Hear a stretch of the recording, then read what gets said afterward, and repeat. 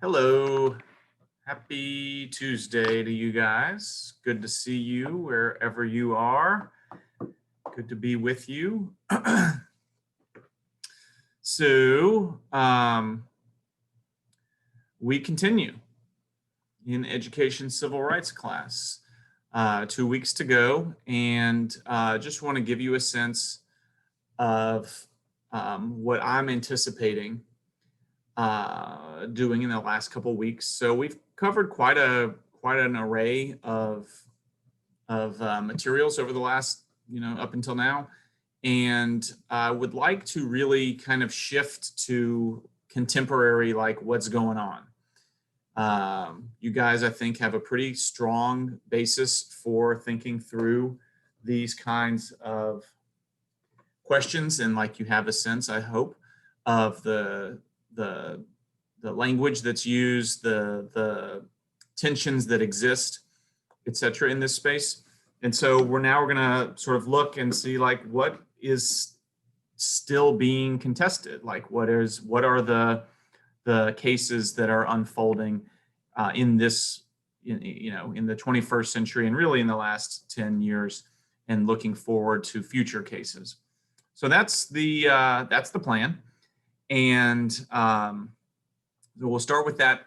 We'll start today with that, looking at sort of contemporary integration as we're really looking at it from a legal standpoint first and foremost. After all, we are in law school, but we are going to certainly be informed by the sort of social element and the educational elements involved in integration. And obviously, we're working from a totally different place than the NAACP Legal Defense Fund was when they set out in the 1930s to build a strategy for social change that sort of culminates in Brown, and using sort of racial integration in schools as a major sort of aim of that project. So we're in a very different space. We're in a different space historically. We're in a different space legally. We're in a different space socially. We're in a different space politically.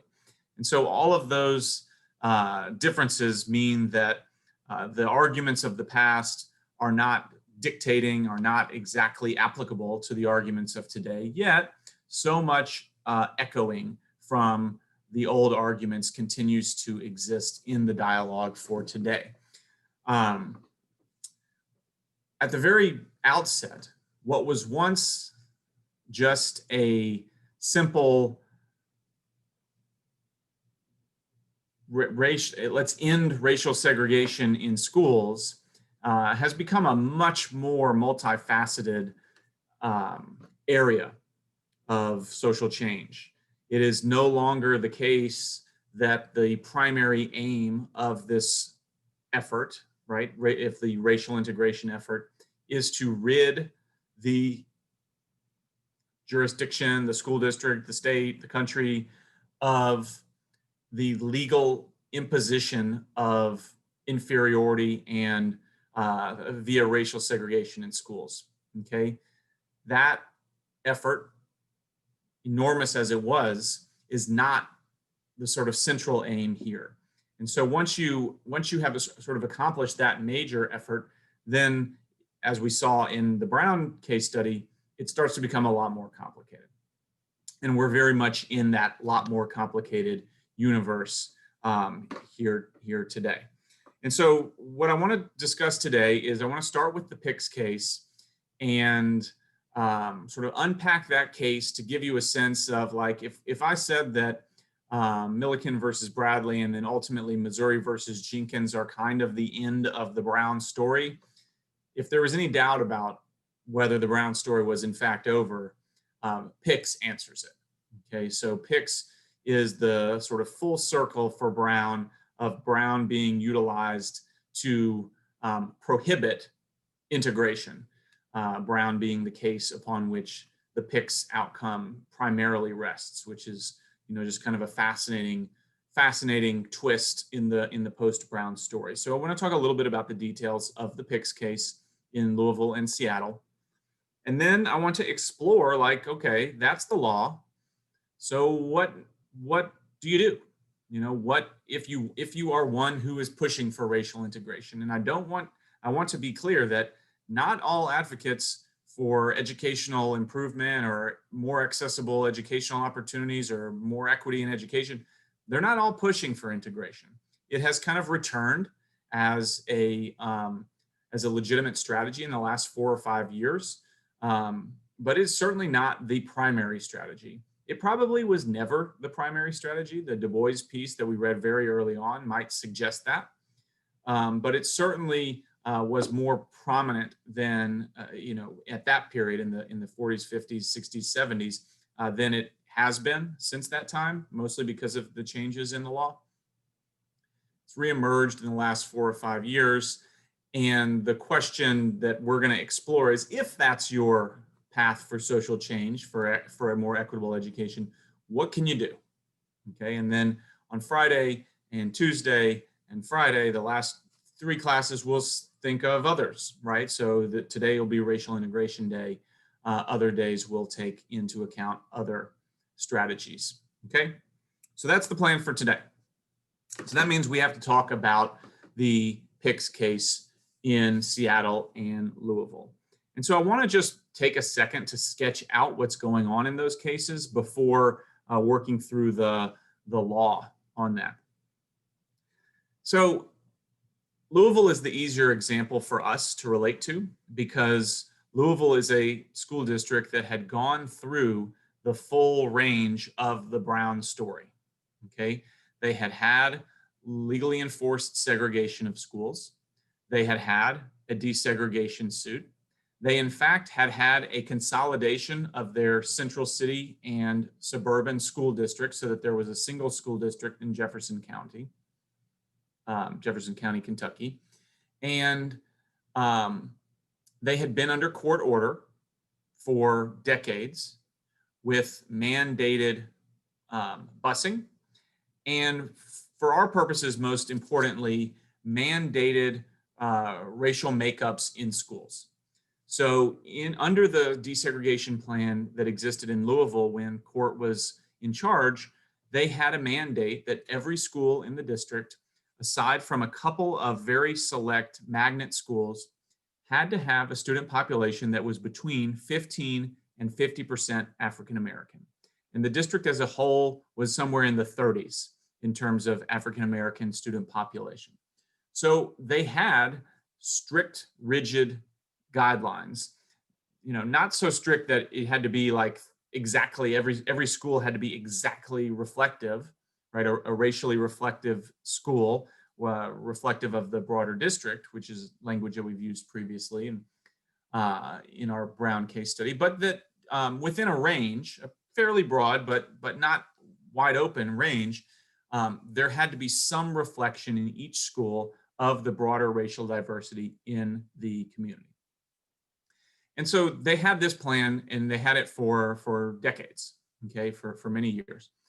And eventually, as happens in many districts, as the 80s and 90s come along, what the Supreme Court starts signaling is it's time for these districts to be released from court oversight. So for example, in Memphis, court oversight is sort of suspended in the early 90s and it ends in the late 90s. In Shelby County Schools, the suburban district that pre-existed, they're actually in court supervision until I think 2008. So the law is changing in the 90s to make it easier to get out from court supervision if you are a school district like Louisville that had been found to be a constitutional violator and was still in this remedial phase. Okay, so the Brown story, like why was Jenkins still a case in the 90s? It was still a case because Kansas City was still under court-ordered desegregation. And Louisville was under court-ordered desegregation as well with this 15 to 50 plan. But eventually, the school leaders in Louisville said, you know what, we think it's probably time for us to not have to go to the local federal district court to get permission to change attendance zones every year that like we need to do. And so it's maybe time for us to ask for a dissolution of the desegregation order so we can move on with our operation of these schools without court oversight. And so that's not terribly unique. A lot of districts are doing this around the same time. And Louisville is arguing, and they say, we believe we've demonstrated our good faith compliance with this. We've had this 15 to 50 plan in place for many years. We like that plan. And in fact, we intend to continue that plan even when we're no longer required to have it because we're under court order. And the local court says, we agree. We think you've been operating in good faith. We agree that this plan seems to have produced a level of diversity in your schools that is admirable. And we will therefore release you, mission accomplished. You have discharged the vestiges of state-sponsored segregation. You are released from court oversight. Okay, so that all happens. And then what the Louisville School District does is say, we're going to stick with our word. What we're going to do is we're going to continue having this 15 to 50 requirement for all our schools. We, as a school district, have determined that racial diversity in our schools is valuable. It is a part of the educational mission. It is a part of the community mission, and we want it. And so we are going to no longer be required to have 15 to 50 by court. We're going to voluntarily have 15 to 50 requirements in all of our schools. So some version of racially reflective schools in our school district. Okay, so that's what Louisville does. And there's some language that they rely on from the Swan case. If you recall the Swan case in Charlotte, one of the questions there was, do school districts have to have racially reflective schools in order to be unitary, in order to eliminate the vestiges of state-sponsored segregation? And in some dicta in Swan, the Supreme Court said, no, you don't have to, but if you choose to, you're more than welcome to. Okay, and so Louisville was looking at that language and said, well, we can voluntarily do this. And so that's in fact what they did. And so we fast forward a couple of years and we get a plaintiff who is not able to enroll in the school, their first choice school. And the reason that they are not allowed to enroll in the first choice school is because they are going to push the particular school outside of the 15 to 50 requirement. Okay, so this was a school that was at 15% African-American students. The student applicant was white. The admission of another white student to this school was going to push the African-American population down below 15%. And so the school district did, as it had done in a few other cases, it refused to admit this student to the school. And the student sued, and that is one of the cases that ultimately gets consolidated into the Picks case in which comes from Seattle. It has a little bit of a different history, but the same basic setup. You have a white student failing to be admitted to school based on broadly applicable racial guidelines for school makeup. And so that is the case. So we have a white plaintiff saying that they were not allowed to go to the school of their choice due to a racial restriction.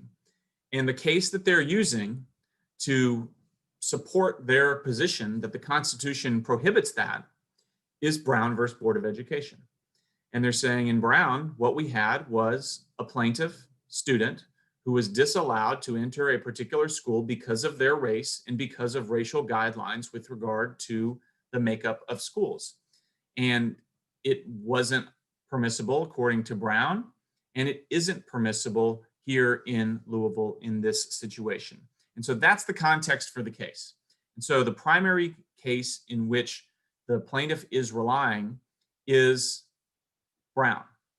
Okay, so they have a very particular reading of Brown to make the claim that Louisville's program is, which, just so we're clear, had been required by a court in order to comply with Brown, is not permissible any longer because of Brown. Okay, so it really captures the difficulty of what Brown means, right? On one hand, certainly in the during the court supervision of Louisville School District, Brown meant that the school district needed to take action in order to diversify its schools to remedy the harm of state-sponsored segregation. The plaintiffs in the Picks case were saying that what Brown stood for, or stands for now, is strict colorblindness, strict neutrality, strict non-discrimination. And so it's really a case that tugs at the meaning of Brown and the meaning of the 14th Amendment, whether it is an amendment or a case about anti-subordination, right? Is the 14th Amendment there to prohibit people from being oppressed or groups from being oppressed? Or is it a more formal prohibition on all types of discrimination? Because there is no doubt that the student was discriminated against because of their race. They were not admitted to the school because of their race. And so the question is, does that run afoul of the 14th Amendment, or does it not run afoul of the 14th Amendment? Does it comply with, does Brown make that not allowed? Or does Brown in fact say that what the Louisville School District was doing was perfectly okay because it was meant as an uplift effort, or at least it was framed as an uplift effort of previously oppressed groups?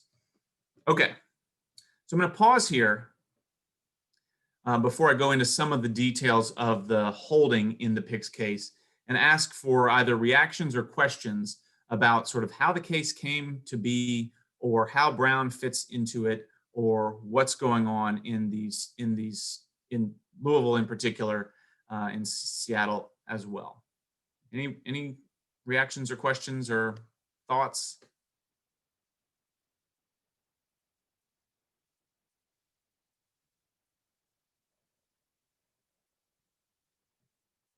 Okay, well, throw up the blue hands when you need to. I will continue working here.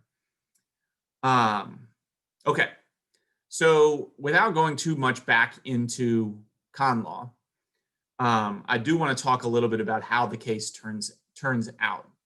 So the first battle, as you guys might recall, those of you who've had con law previously, the first battle is over scrutiny, okay? And whether or not the appropriate amount of scrutiny here is strict scrutiny because there's a racial classification being made, or something other than strict scrutiny because the intent was not to oppress a previously disadvantaged group, but rather to uplift and provide for greater equity.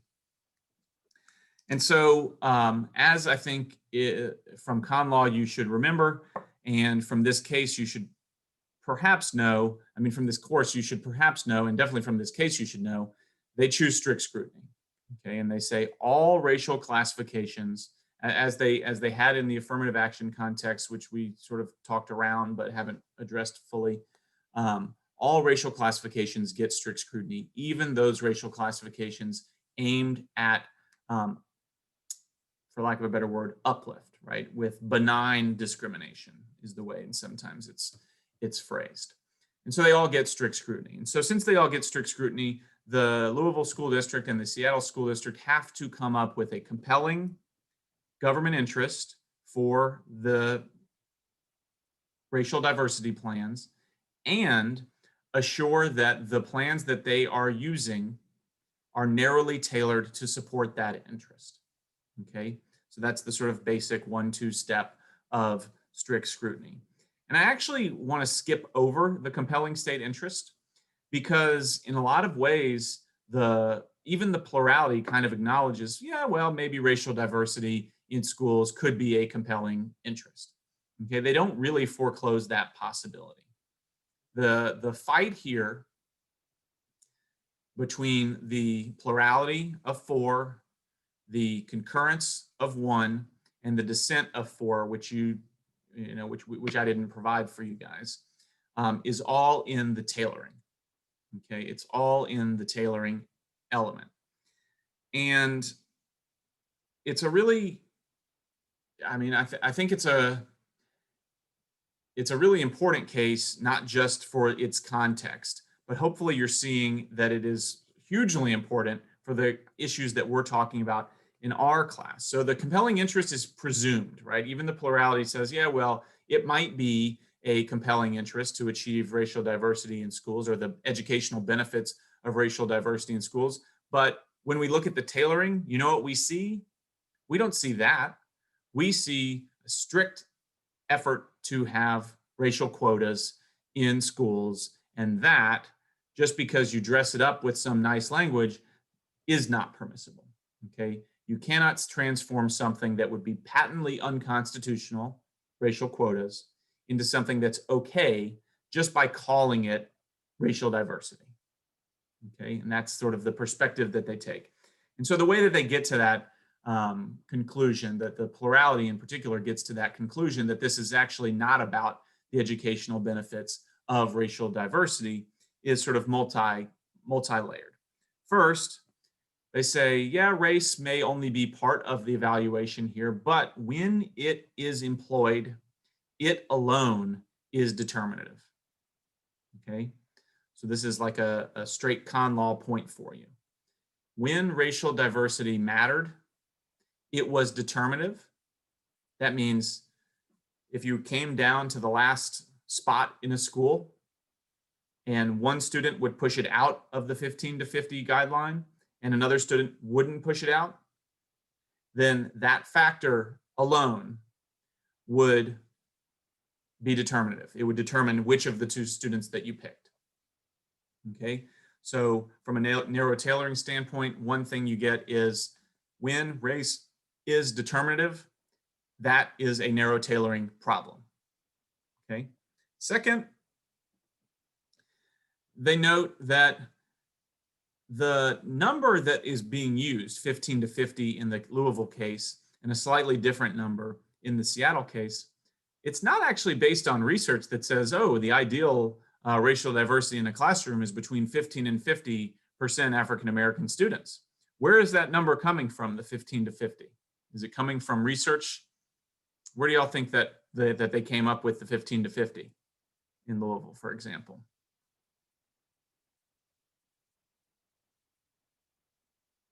You can just shout it out.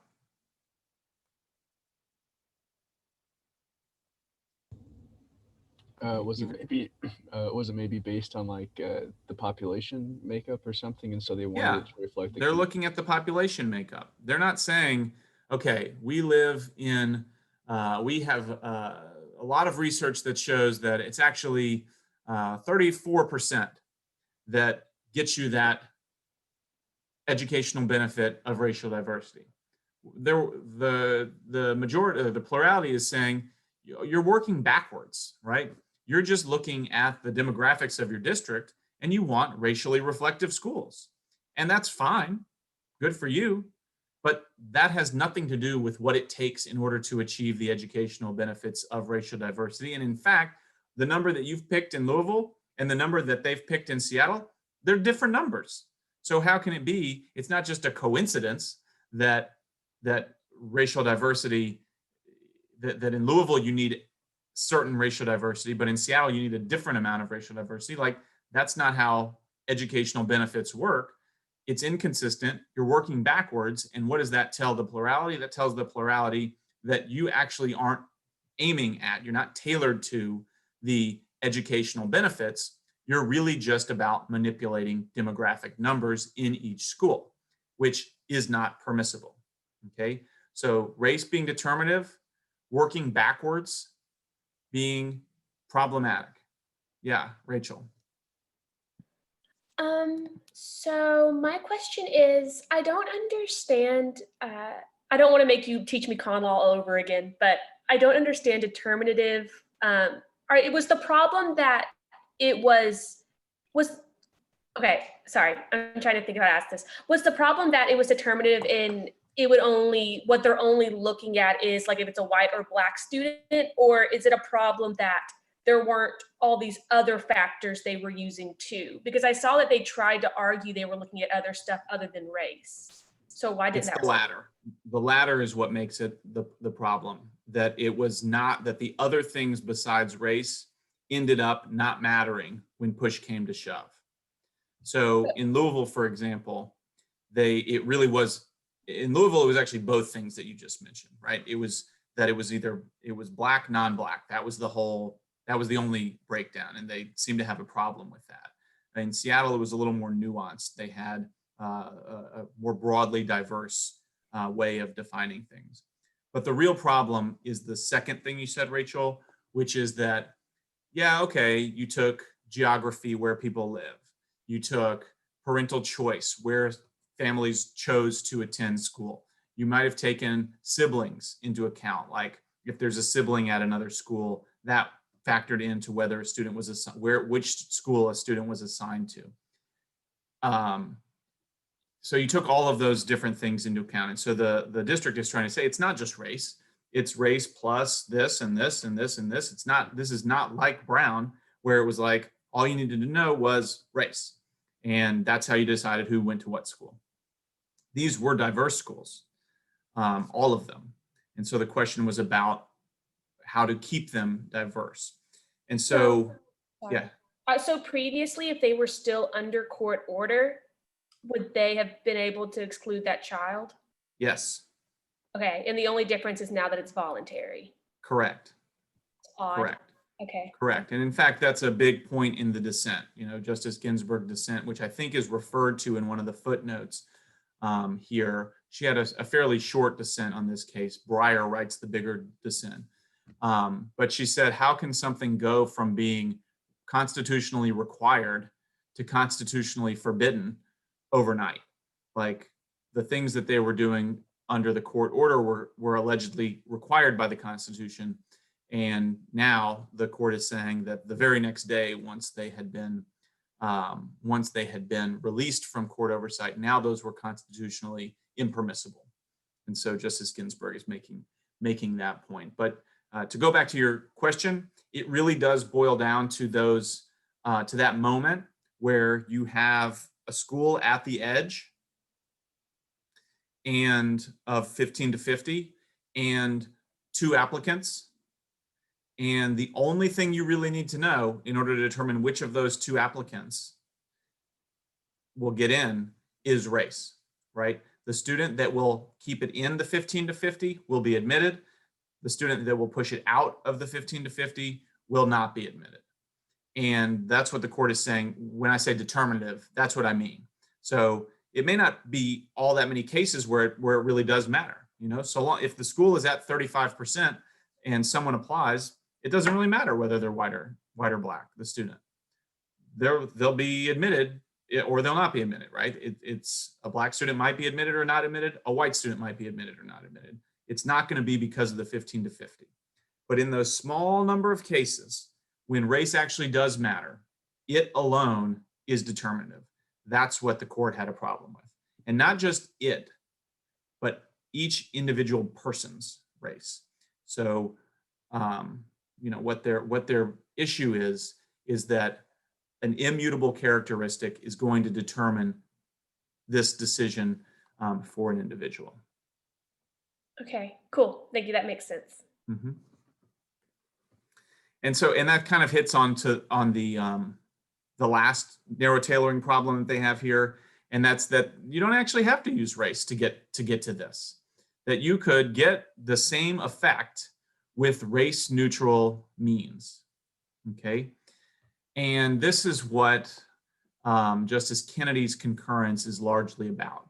He's saying, no, I think this is a great idea. It's just that the way you're doing it is too it's too explicit. It's too explicitly about race.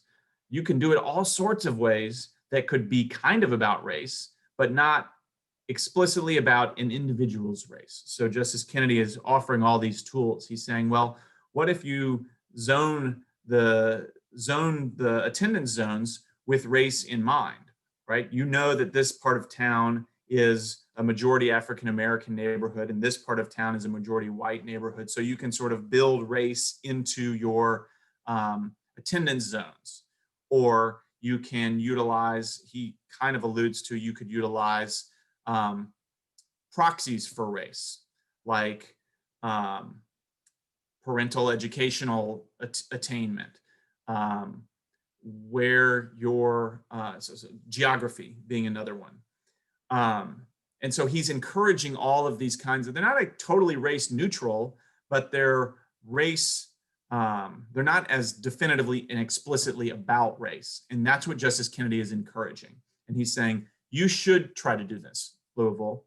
You just can't do it in the way that you have attempted to, by saying, well, if it comes down to it, we'll make our decision based exclusively on race. And Justice Kennedy is saying, well, there's a lot more mushy ways to take race into account, including perhaps socioeconomic status, to accomplish exactly the same thing that you're trying to accomplish here. Yeah, David. So if they're using something other than race, so that makes it the policy like facially neutral, and so then that can lower the level of scrutiny that the court's going to apply to it, right? That's exactly what he's arguing for. Okay. Okay. Cool. I just want to make sure I was getting that. Yeah. So he's saying, if you just zone it, then you don't even get strict scrutiny, right? And again, not to get too much back into con law, I know everybody is resisting that, but for disparate impact, right? So if you're using a proxy that represents race, generally speaking, that's okay. Generally speaking, that's okay. Obviously, it's a little more complicated than that, but generally speaking, that is not per se an equal protection violation. And if so, and since not, Justice Kennedy is saying, go for it, encouraging the school districts of the United States who want to do this, which, by the way, let's note, there ain't a lot of school districts that either have the demographics to do any sort of meaningful racial or ethnic diversity. And among those that do have the demographics, there's not a lot of political will for this. So you see this in places that are usually smaller districts that are diverse for quirky reasons. So Berkeley, California, Cambridge, Massachusetts, diverse because they have both I guess for lack of a better way of characterizing it, a sort of liberal white population alongside a large minority population. In Berkeley, it's part African American but largely Latino. In Cambridge, it's part African American and significant Asian population as well. And so you have those two places, but you also have Louisville. So Louisville or Seattle. It's not exclusively those places, but there's not a lot of places that have the political will to voluntarily adopt a broad racial diversity in schools plan. And after this case, the places that have the political will to try to continue to do that without taking individual race explicitly into account shrinks even further. Because what the plurality suggests, and what I think is undoubtedly true, is that it's going to be really hard for one of these plans to survive. Unless you're doing the kinds of things that Justice Kennedy is calling for, it's going to be really hard for one of these things to survive.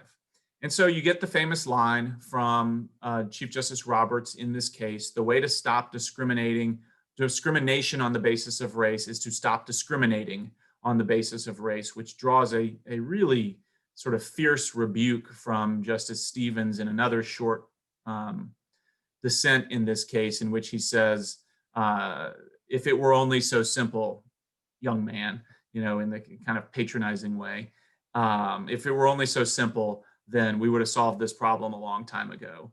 And he kind of, pats him on the head and says, sweet kid.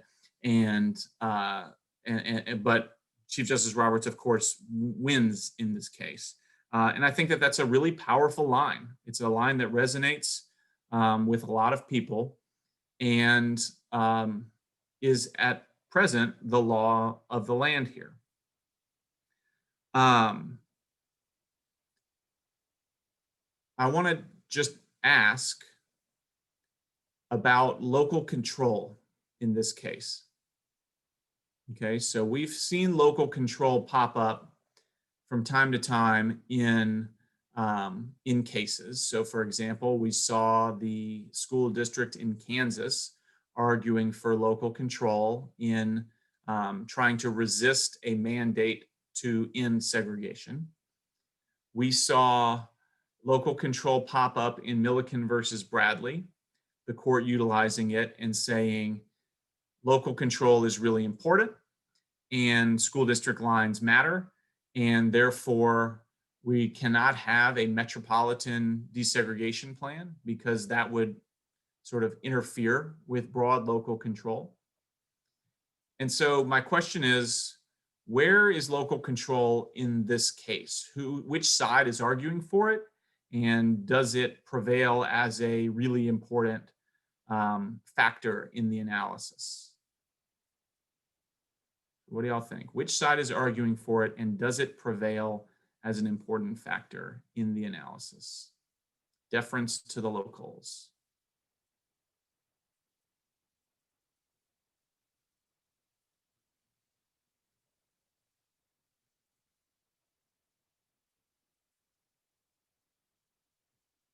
Yeah, go for it, Chris. I think the cities, right, Seattle and Louisville, are arguing for local control because they want to be able to set like the demographics of their school, maybe, and it kind of seems like the court's like intervening, and they're like, no, like you can't do that. Is kind of what it seems like. So would you say that the court is overriding the local control of Louisville? I don't know about overriding it, but it seems like it's intervening and like kind of like maybe steering, like giving it like more parameters. Like we want local control, but like not like that, you know, just make it different local control kind of a thing. So yeah, I think that's exactly right. I think that it's clearly the localities that are arguing for local control. Of course, that's always the case. But Chris, let me just follow up real quick. Are the localities for broader diversity or less diversity? Are you asking if Seattle and Louisville, or it seems like they're just diversity? It seems like they're for more diversity. Yeah, they want more diversity in their schools. And so to date, pre-PICS, at least in our cases, every time that local control has been used, it has been used as an argument for less diversity or to restrict forced diversity. Here, local control, the local control angle is a pro-diversity force. And I mention this because I want to point out, and it cuts in both directions, because the same people who are arguing for deference to, let's say, the Board of Education in Topeka are now arguing 70 years later, are arguing for less deference to the local school district decision-making in Louisville or Seattle.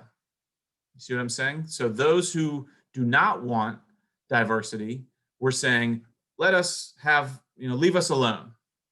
Now, those people are saying, please intervene, right? Please intervene with Louisville so that they don't have their diversity plan. But of course, the same is true from the other perspective. The same individuals who were arguing for sort of assertive and aggressive federal oversight of local districts for discriminating in Brown, in all of the post-Brown cases. In PICS, they're arguing for, no, let's defer to the local school districts, okay? The reason I mention all this is to note that there's nothing inherently pro or against diversity that local control is. It's all about what your position is, right? If your position is, I want diversity, and the school district is giving you diversity, then you're going to be arguing for local control. But if your position is, I don't like diversity, and the school district is not giving diversity, then you're going to be arguing for local control. And so I'm sort of making the case that local control is a malleable trick. It's a malleable tool that can be used in these arguments. And I would argue that's the case for many of these. Brown, right? In the Southern Manifesto, Brown was wrong. Now, Brown is the reason that Louisville cannot exclude a white student from this particular school. Okay. And so it's really, it's revealing the case, and it's revealing, and I don't mean, and I know that y'all know like where I stand on these issues since I teach this course, but it's revealing in 360 degrees for everyone that the tools that are used are the tools that are used when you need them. They are not tools that are inherently favoring one position or a different position. Okay. So that's PICS. Questions, reactions, responses. Anything else on the PICS case? You like it? You don't like it?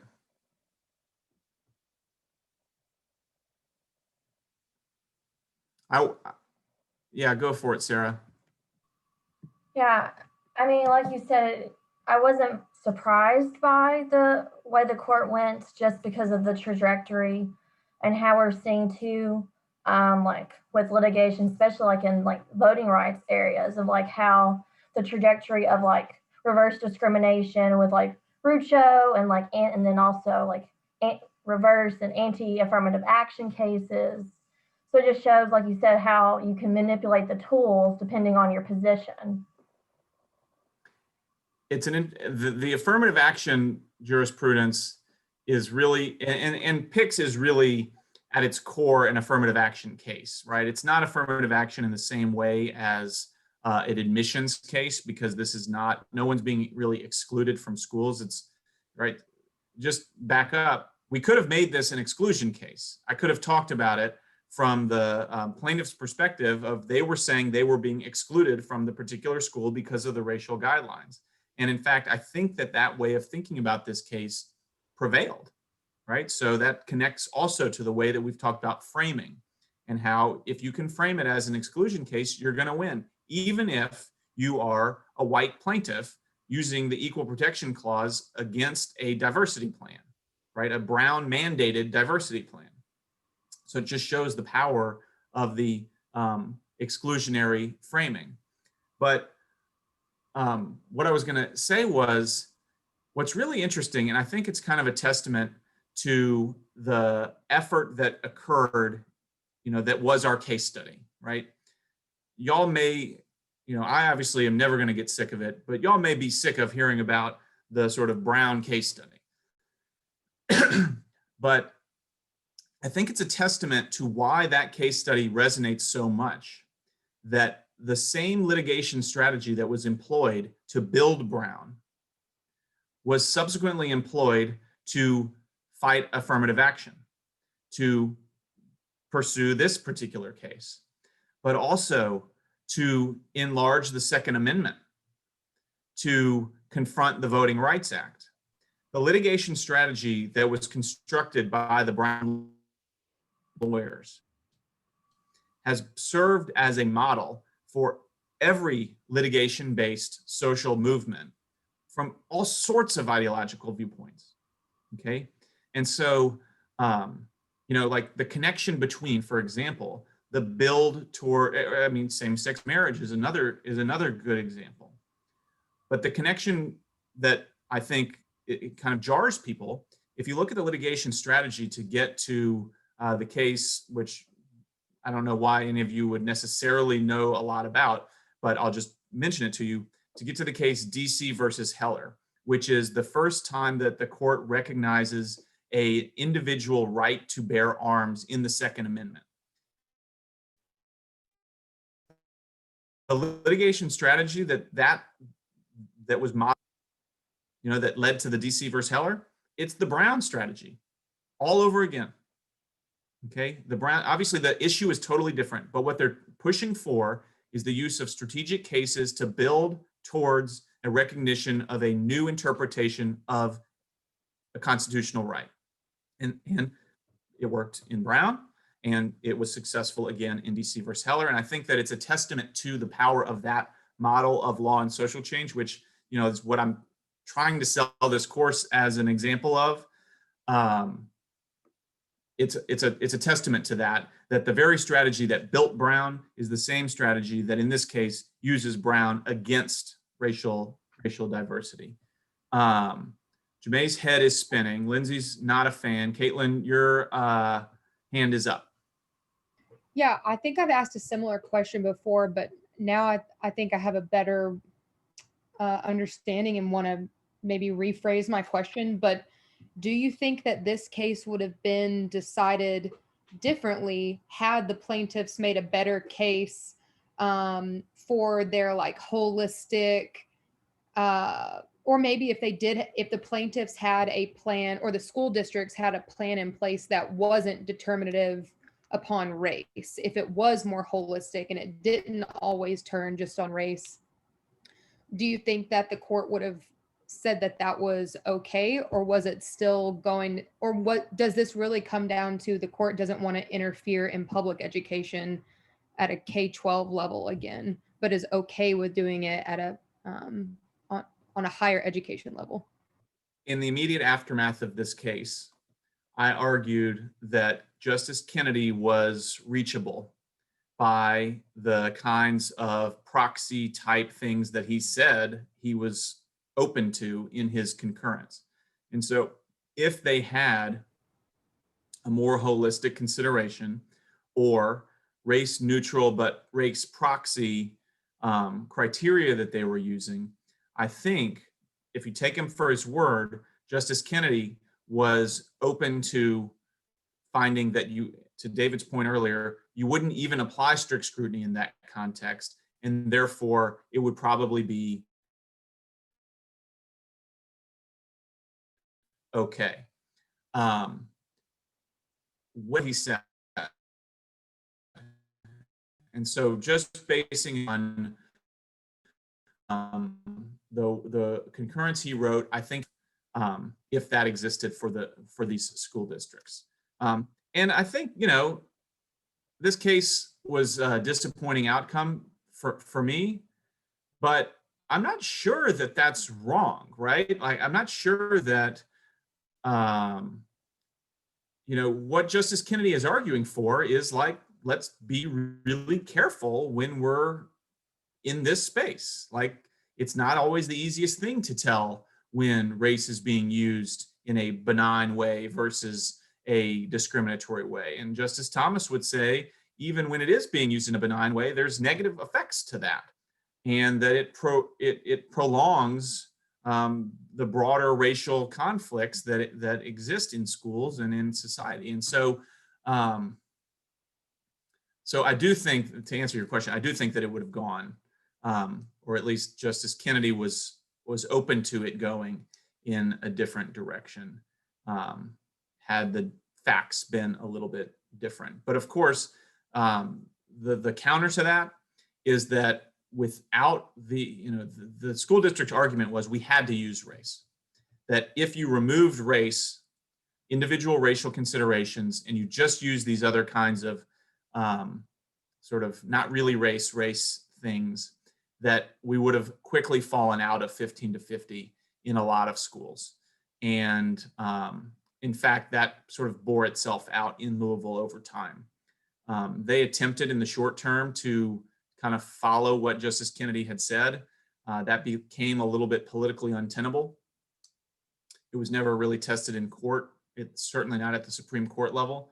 And eventually they kind of backed out of it. And what happened was that a lot of schools, not all, but a lot of the schools in the district fell out of 15 to 50 and became almost exclusively African-American schools. It was really the 50% cap that was making more of a difference, right? So there were very few schools that were pushing past 85% non-Black, but there were a lot that if there wasn't that 50% cap, were going to become 70, 80, 90% African-American schools. And that in fact did happen.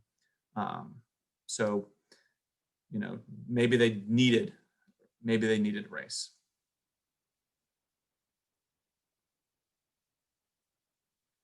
So the last comment here sort of moves me towards what I want to talk about next, which is, okay, Pick says you cannot use race in order to have racially diverse schools. That's basically what it says. You cannot use individual race in order to pursue racially diverse schools. So what do you do that? What do you do after that? And so I've put 4 options up here, and they connect, at least 3 of them, B, C, and D, connect to the extra readings for today, the non-case readings. The option A there, thread the post-Pick's needle, that's what I've been talking about, like what Justice Kennedy would have allowed for that might have still enabled for there to be racial diversity. So these are options. 1, you say, okay, we got what you said, court. We see Justice Kennedy. He's saying you can manipulate your attendance zones. You can use proxies for race. You can do these things. So we're going to do that. And a couple of school districts did that.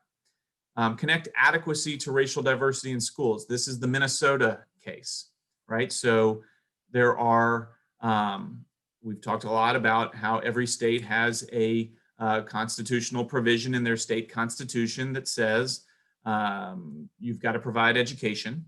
And many states, it has some sort of extra adverbs on there or adjectives, an efficient education or an adequate education or something like that. And so the litigants in Minnesota pursued a strategy that said, well, the constitutional right to education includes a constitutional right to diversity in education, that it's inefficient to have segregation in schools. And so that is another way in which one might pursue racial diversity after Picks. And so that's the little article about Minnesota. Another is socioeconomic integration, right? So if you want to avoid strict scrutiny and you remove race from it, there's nothing that says you cannot explicitly pursue socioeconomic quotas in school. And so this is the From All Walks of Life article, in which there's argued not only is that constitutionally more safer, but it's also more consistent with the educational needs. That in fact, the issue, as many argue, is not so much that there's schools that are racially isolated, but that there are schools that are socioeconomically isolated. That there are schools that are 80 and 90% Black might not be a problem, but that there are schools that are 80 and 90% individuals in poverty, that is problematic. And so they say, well, let's stop thinking about race, not because we shouldn't, but because it's constitutionally going to be really hard to get done. And we can get a lot of the same benefits and maybe even some extra benefits if we focus instead on socioeconomic integration, okay? And so that's a path. And perhaps the biggest example of that is in Raleigh, North Carolina, Wake County, North Carolina, which is the largest district that pursues an explicit socioeconomic busing plan, okay? Busing and integration plan. And then the last one I included because I think that the story from St. George's here in Memphis is truly a rich and difficult but interesting one. And that's after Picks, public schools can't explicitly use race to pursue racial diversity, but private schools certainly can. And while there may not be many private schools that are going out of their way to make the kinds of investments that St. George's made in order to increase racial and socioeconomic diversity at St. George's, St. George's did. And in the article, it's mentioned several others have. And so this is a situation where the district, where the private schools can operate sort of outside of the PICS world. And I think that the article kind of gives a really interesting sense of, well, what are some of the challenges that are encountered in that environment? Okay. And so let's see if I can do this here. So what do y'all want to do? If we're a law firm or we're an advocacy group and we get the PICS decision and we know that these other things are out there, you know, what's your top choice of which way to do this in the post-PICS world? Do you like sort of keeping on trying to follow Justice Kennedy's lead and pursue racial diversity, just without using race explicitly? Or do you like the lawsuit like in Minnesota, where you connect the efficiency or the rights to schools, the adequacy of schooling to racial diversity? Or do you like the socioeconomic integration path? It's constitutionally safer. Or, you know, should we focus our attention on trying to convince more private schools to sort of open their doors? And on this last point, I would note, like, there is an element of vouchers that is captured in item D. So St. George's is not a vouchers situation, but it is certainly a situation in which there were funds that were provided in order to make accessible a school that hadn't previously been accessible to certain students. And so that is a path. So some of you guys are thinking, you're either thinking really hard or you're not present any longer. Hopefully it's the former. So I'm going to let the votes keep coming in here for our sort of, you know, last class we were going to start a new charter school. This class we're going to decide our next steps as advocates, which one we want to pursue. We got maybe 6 or 7 of you that still need to vote.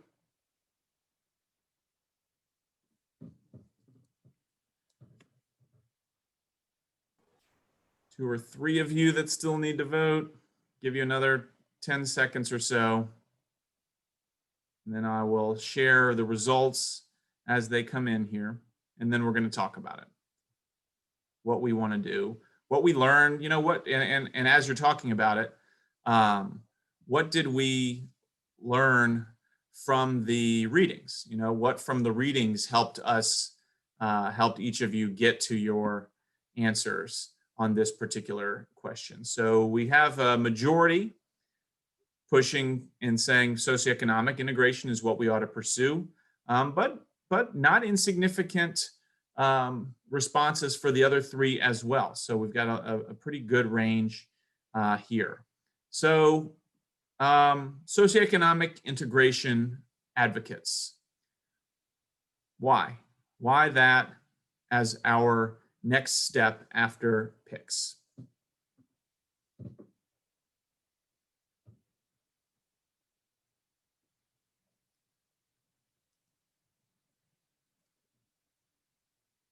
It would appear that it's the only next logical means of measure. I mean, you can't explicitly, they say you can't measure, you know, or achieve diversity through racial means. And I mean, with socioeconomic inclusion, that's inevitably going to include minority populations, because statistically, minorities are in this country on our socioeconomic standing. So I think it would avoid that strict scrutiny or the violation of PICS, but at the same time have the same effect that was intended. It's definitely going to capture some racial diversity along the way. Good. Jake? I like that one too, because, there definitely are risks associated with just giving the, green light for schools to start kind of making racial quotas and stuff. But the reason I liked it was because a long time ago, I did some research for this Urban Child Institute, and I'm sure you've heard like the ACE studies and all that stuff, adverse childhood experiences, and how those are like pretty consistent markers for negative outcomes later in life, especially with poverty and stuff. And so that excerpt we read just kind of spoke to me because just from my experience, a lot of times the income inequality and poverty, I think, can be more of an accurate proxy for some of these negative things that we're trying to avoid than maybe just trying to, diversify for the sake of that. So I like that option too.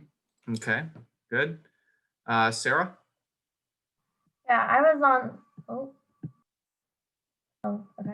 Yeah, I was on the fence about this one with A and C. I ultimately chose C for the reasons Jemay expressed. I do think it's constitutionally safer.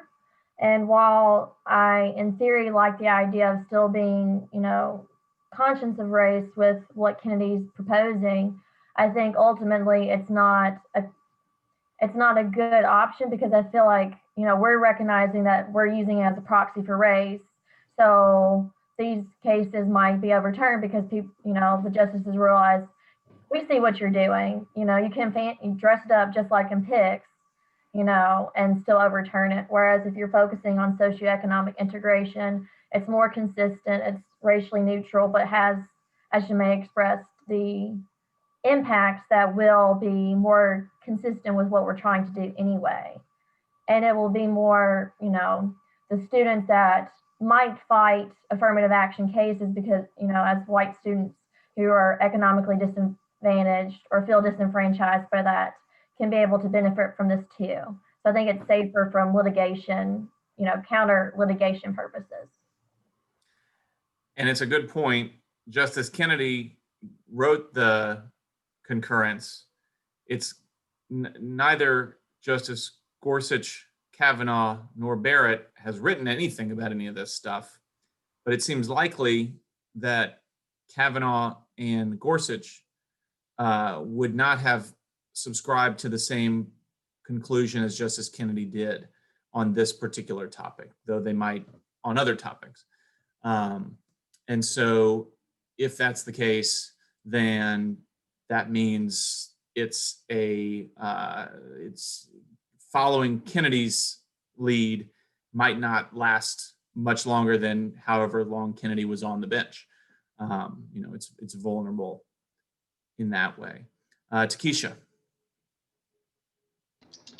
Okay, so I picked the second one about adequacy. I know that we hadn't got to that one yet, but I just wanted to say, I think it's really about just ensuring that all schools have access to the same resources needed to be successful, like putting everybody on an equal playing field. It becomes a problem when you have access to schools, but you're being restricted because your school doesn't have certain resources because of the socioeconomic status that you're in. So it kind of does intertwine, but just ensuring that all schools have all of the resources they need to be successful to reach the ultimate goal of education. But I don't think that students should be discriminated against because of race. But if they choose not to go to a school that's integrated or whatever the case may be, just because they choose not to, they should still be afforded the same experience. So that's what I was thinking. Yeah, so I mean, an argument for B is that it it takes that equity lens into more consideration. And I don't think that this is a sort of realistic outcome, in the Minnesota case, but it starts to make the argument against school district lines. School district lines, which we saw frustrate the efforts post-Brown to achieve greater equity. We saw that in Milliken, we saw that in Jenkins as well.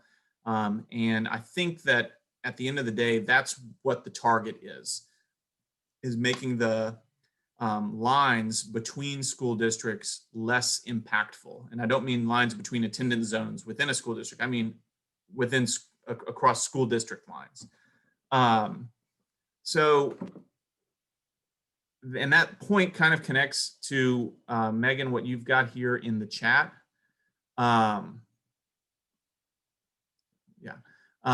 Could you expand on that? I just want to sort of lift it out of the chat so that everybody has a sense of your concern with C.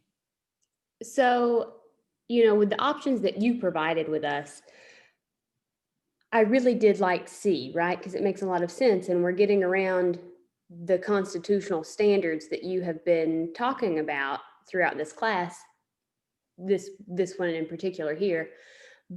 But the thing is, again, we've come back to the same thing that we saw, directly after Brown, and that we've talked about even here in Memphis with the racial integration. Schools that started out primarily white, once you integrated and let a few Black people in or a few Black students in, then you had even more to where the schools might have flipped because parents started pulling out their white children, whether that be for private schools or charter schools or what have you. They pulled their children out.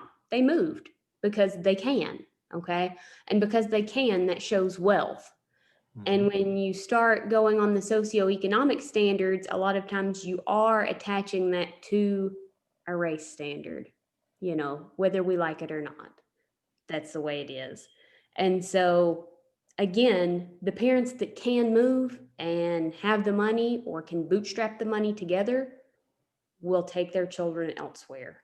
And so then you've got this cluster of low socioeconomic children, primarily of color, but not necessarily exclusive of color. And then you've got these primarily exclusive cluster of kids over here that are wealthier and predominantly white. So there's the school district lines concern that if they can move across school district lines, then they will. But there's also if they can move to a private school, they will. And so I don't know which one you chose, Megan, but did you strongly consider D? Yeah, I mean, it was very hard for me to make a choice. Yeah. What did you like about D? D was, I don't know, D was the just private school one. I have an inherent dislike for private schools. So that was my personal bias just influencing me there. Okay. What about others with D? So if families are going to move, if Megan's right, and one of the effects of socioeconomic integration is a potential movement of families out to different school districts or to private schools, does D seem like a better option, or did some of you disregard it because it's so wildly unrealistic? Or what about D? I chose D. I think I chose it mainly off of my own personal experiences, because where I'm from, you're allowed, they changed it like when I was in high school. So you can go to any, it's called Florida Choice. So you can choose whatever school you want to go to, and they do provide some busing. Like you have to get up at like 6 a.m., go here, take this bus, take that bus, and then get to the school, or there's no busing at all. And basically what happened was, when that occurred, the north side of Jacksonville is like our rough side of town. When that occurred, north side students into the south side, and then those parents basically just put their kids in private schools. So then schools eventually, for whatever reason, they started to change as well and started to become just like the schools on the north side. They were getting lower grades, a lot more violence and things of that sort was occurring in the schools for whatever reason. And then the parents were were just moving their kids out to private schools. And then teachers, the better teachers were leaving the schools. And it was a big thing back home. So I chose that because I do think that the private schools can assist with that to avoid what Megan was describing, the flipping that occurs. If there's more opportunity for students of lower socioeconomic status to get in those schools, there's nowhere else for you to run. At this point, we're either going to integrate or you're going to homeschool your kids. So I think that's why I chose that, because it just related to my personal experience back home. Do you think a lot of private schools will choose that path? No, at least from my experience, I don't think they would, because a lot of them are just really big on money, or the only option that I've seen for students of low socioeconomic status to get in those schools is sport. And outside of sports and funding, I don't see it happening, but I think that would be a good thing if they would do it. And you see, in the article regarding St. George's, the challenge from a school that really did seem institutionally committed to this, that even in that environment, it's really hard. It's really hard to get right. Just like a school district in the post-Brown world that was really committed to getting it right was also going to be really hard. Just being in good faith doesn't make the transition easy. If you haven't read that article, I really would encourage it, because it captures a lot of the on-the-ground experience of individual students, but also of the administrators attempting to, what they would say, do the right thing by their community. Other thoughts on, which one haven't we talked about? We haven't talked about, I don't know, whatever you want to talk about, Haley. I was just gonna mention that one of my friends that she went to not the St. George's high school, or I guess it's not high school, but all of them, but she went to, it was like started with an H, I think it was like not Haywood, but some other school, and she said it was similar to that school, and because it was a private school, and they had that, she said that because I was talking to her about that article whenever I had read it last night, and she was saying that she can completely see, because of how the students, it's just like a certain environment that they're used to and that they grow up around, and so whenever you try to introduce people who aren't of like the same like status, essentially, that I can see that those the same experience that she was telling me about, how that she can see how they could happen. And what, this is maybe not exactly a connection, but the opposition in Minnesota from the African American community to the case there, saying like, people want to go to our charter school because that's the environment that they want to be in.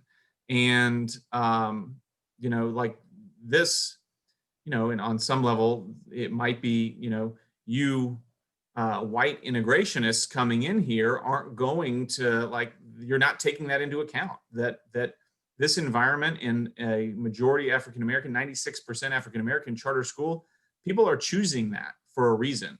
That is not being forced upon them the way it was in Topeka in the 1950s. Takesha and David, I see you guys. And I'm also sort of following along the chat as well. Takesha? I'm sorry. But you really just said what I wanted to say. Just allowing students to be in the environment they want to be in. And I think for me, it's about creating an environment in school where you don't have to choose a private school because you feel like you're going to get a better education or a better experience. But you're choosing a school based on what the school offers to you for what your ultimate goals are, like just the quality of education. And not basing it on socioeconomic. It's an opportunity where everybody can go based on what it is that they're looking for in a school. Good. David. I realize we're over time, so I'll be super quick. I was just wondering if C could fall like as a piece for A, like where you're that is like one of the loopholes, and I realize it opens up the possibility for other like using it for discrimination, the opposite of sort of what you're trying to achieve. But there's no reason that this that C couldn't fit under A as well. I think right? that's fair. I think that's fair. I think there's an element of that. I think what Richard Kahlenberg is calling for is something a lot more explicit that just says like our school district is 45% socioeconomic disadvantage. Well, we're going to spread those students out so that no school has more than 48% socioeconomic. He is calling for socioeconomic quotas. You know, not maybe using that word because it's can be off-putting, but that's what he's calling for. And so Kennedy, I don't know that he would necessarily have a problem with that, but he's calling for something a little more subtle than a straight quota. We are at 2:17, but I'm happy to stick around. I just wanted to make one more point before I officially release you. And that is, you know, and comes back to the St. George's article, but also the reaction in Minnesota to the lawsuit, and maybe a drawback to the suggestion in the Richard Kahlenberg From All Walks of Life Socioeconomic Integration article. And that's taking us back to the idea that changing schools and school makeup is only going to be, its impact is going to be significant, but it's not going to be independent of the world in which the school happens. Okay, and so just like we may have talked about early, law has it matters, but law alone rarely is going to shift all of society. And so just like law has a limit, so too does education have a limit in terms of the way that it can actually transform society. So some of the reactions y'all are noting, like what's going to happen if you impose socioeconomic integration? Well, maybe families will move, but the reason they're moving is because the law might have changed, but the view towards the value of socioeconomic integration, for example, has not. Okay, so I'll stop here. We'll pick up Friday. I'm toying with a couple of different options. I think next Tuesday we're going to do the Gary B cases, right? That's been lurking over our whole semester, and I think we're gonna actually get to the results in those cases on next Tuesday. But I'll hold off on Friday. I'll set something tonight or tomorrow. Okay. See you guys later. I'll stick around for a second if anybody wants to say anything that. I had a quick question about so you're looking at school districts and basing it on something other than race explicitly. Like, I'm just thinking about like all of like is that concept expandable to like other places where like to other fields of, I guess we're looking for equality, of finding something other than race, something in like about like congressional districts and like where you have like disparate impact and stuff like that. Like that's the example that what I was thinking of was electoral maps. It is what's really interesting is that those are constantly changing, right? And school district lines do not. And so there's a push, there's like a group of scholars that are pushing, and they're saying like, why don't we treat school district lines more like we treat electoral district lines, congressional district or state legislative districts or whatever, that as people move, we reevaluate, you know, how we want to draw those lines, and that it doesn't make sense that school district lines would be fixed forever. You know, I think that the response usually is about property values and the impact that school district lines have on property values, and that people, you know, make investments in their homes based on that. But I think it's that's the redrawing of districts of electoral districts is the closest thing to what they're, I think, pushing for in Minnesota, which is make those just administrative lines, not real jurisdictional boundaries. Okay, cool. Thank you. Yep. Professor Kim. Yes, ma'am. Okay, so when I read these cases, I think like, what is the solution? So I just feel like, why does it have to be based on socioeconomic? I feel like the diverse students that are going to these schools, they're looking for something they can't get in the schools that are in their communities. The declines are likely going to happen, like there's no way around it, but it's about putting schools in these underserved areas and communities that have that same quality of education. And then a lot of where the disconnect comes is because students come from these schools in underserved areas where they've had little to no resources their entire school experience. And then they go to these upper class schools and they're just behind academically. Whereas if they had schools that started in the beginning, K through 12, that provided them with the quality education experience with what they need to go into these schools and still be competitive, that's what makes the difference. I think it's a hugely important point, right? Why do we need to look at other schools? They're going to school somewhere. Like, isn't the problem that those schools are not delivering something that the families want, right? The families that are seeking another alternative. I think that sentiment. So I'm going to make a couple of connections and then a response. That sentiment is what drove No Child Left Behind. The idea that if every school was excellent, then you wouldn't have a need for the kinds of options that people feel the need to take, whether it's to go to a private school or to move their family somewhere or whatever. Right. And so No Child Left Behind kind of rested on this idea that let's make all of the schools outstanding. In addition, I think that the relative success of charter schools is sort of to your point, that people don't want to leave their neighborhoods, right? No one does. And if they have a good option close by, people are going to prefer that most of the time. Not all people, but most of the time, that's what they're going to prefer. And I think that where charter schools gain a foothold, and when they're successful, I think that that's evidence of that. And then the response. So I think that those two connections to, I think, the point you're making, that the problem is there's just not enough good schools. Like, it's not that we need to do all this tinkering. Like, why don't we just make these schools better?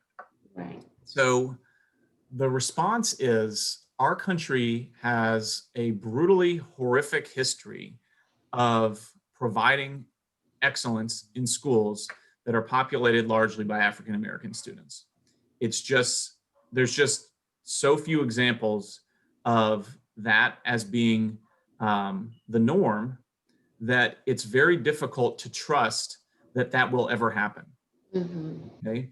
And so it should happen, but if you operate in a sort of pragmatic reality where it has never happened so far, and in fact, every effort to improve schools that serve predominantly African American students, whether it be increased funding or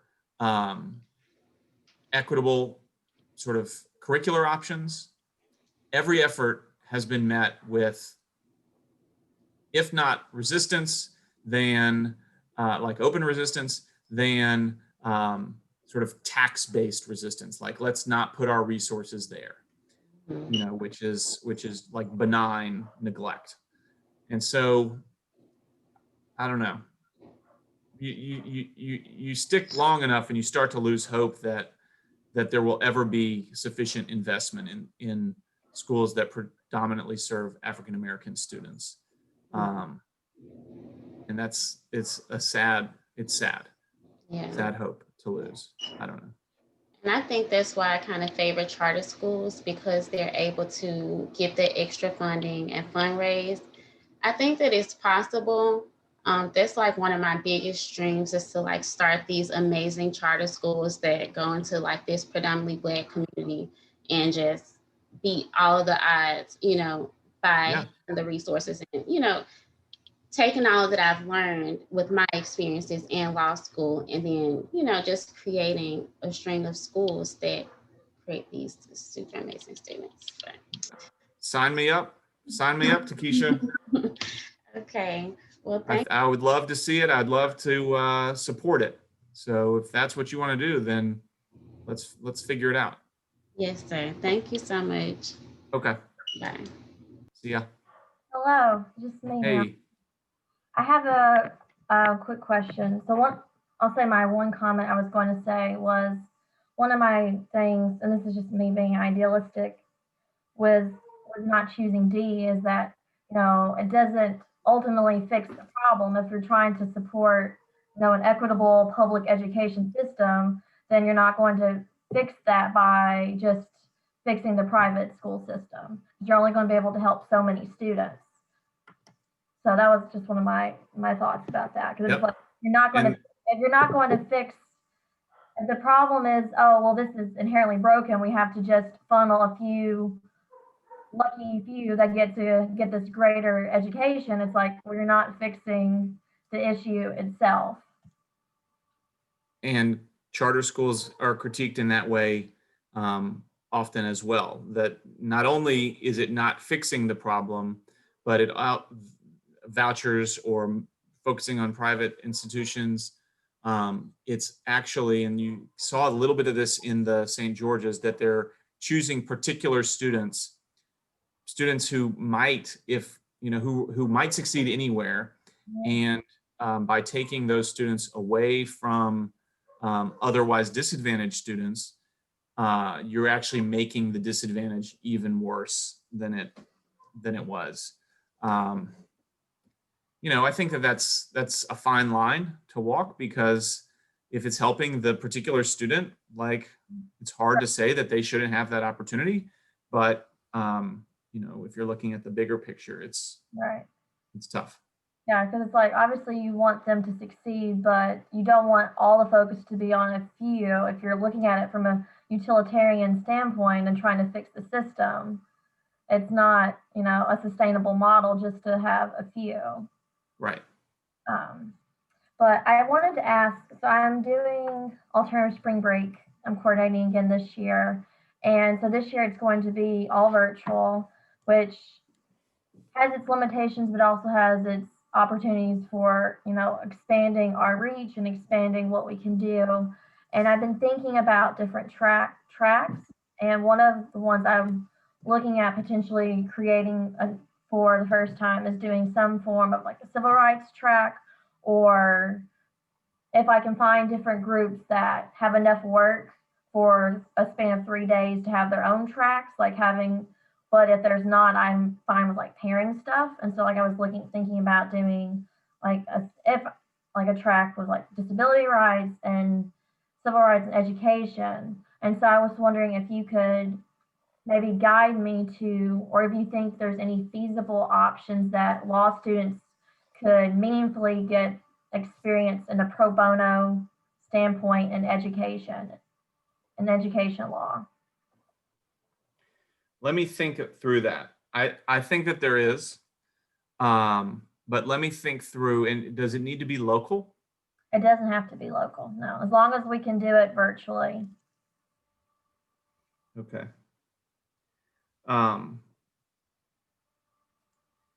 I know a little bit about alternative spring break from over the years, but do you have it? Because obviously, in a week, there's, you know, real limits on what, you know, how deeply you can get invested in something. Can you shoot me an email with like maybe 4 examples of things that tracks have taken on in the past, so that I can just have in my mind like the kinds of things that work for this, and then, but I'm sure that there is, right? I'm sure that there's something. Certainly there would be IDEA work kind of lends itself to clinics because it is sort of litigation-ish, but it's really hard to imagine how that could work in a week-long setting. You have to be sort of almost canvassing for cases in order to, that would be sort of step one, would be like maybe over the week we'd be looking for families that needed representation and not providing, like just Right. And identification. Right, and it doesn't have to, like, to fit the pro bono model. We don't have to have a full finished product. We can just be Right. a cog in the process. And so typically we always have at least one research and writing track. And so, like, you can pro bono under our guidelines, as long as it's direct legal services. It can be like doing legal research. It can be doing legal writing. It doesn't have to necessarily Okay. require client interaction, like in a clinic per se. Obviously that's, an option, but also that, that more advocacy focused group. I know last year, for example, we worked with area Legal Aid of Arkansas, and they did they were public housing testers. And so they went out and tried to do, and so they had different, scripts, and they presented themselves and wanted to see if they That's were interesting. And Yeah, then that's cool. reports. So it was the first time they had done that, and a lot of people the track really enjoyed what they did because it was very unique. It was not like anything we've done before. Yeah. I've got this is not education related, but I'm working on a working group on the main campus, trying to identify individuals that are in what's called land installment contracts, which is like essentially a rent to own situation for property, for property ownership. But what ends up happening in a lot of those rent to own schemes is that people sort of sign up and pay, and then they default and they don't get the protections of foreclosure because it's not a traditional foreclosure, and they don't get the protections of landlord tenant because it's not a traditional landlord tenant. And so they are sort of in this legal blank space to where they lose all their equity, and it's just really bad. And for people who do it, the sort of the perpetrators, I guess, Right. They're not all bad, but there are bad among them who do this repeatedly. Like they'll get somebody in their property and they'll do a rent to own, and then they'll kick them out, and then they'll get someone else in a rent to own. And so these people are constantly cycling in. Anyway, I'm wondering if there's because we've been trying to kick around some research opportunities and some other opportunities. So some like research, like finding people who are in these in these contracts. There might be a way to connect for that as well. No, I think that's really interesting, especially right now. So the overarching theme of ASB this year is advocacy in the time of COVID. And so, like, being virtual, seeing how that's